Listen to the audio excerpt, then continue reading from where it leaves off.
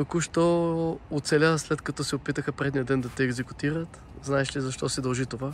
Ами, според мен, защото има пацифист или чаяна дама, или защото съм лош и моите колеги ме спасиха всъщност. Успя ли да разговаря с тях? Имате ли вече стратегия? Имаме някаква тактика, но ще видим за напред. Трябва да се договоря с другите двама миньони, но имаме за сега хрумка как играта да тръгне. Знаеш ли кой е демона? Знам кой е демон.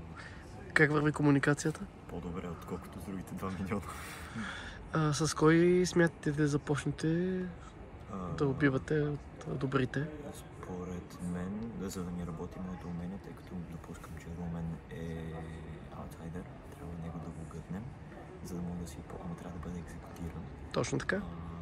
Трябва да си използва, той трябва да бъде екзекутиран, за да може да си използвам аз умението, но мога и да не го ползвам, тъй че ще видим как ще се развие сюжет. Стискаме палци. Успех!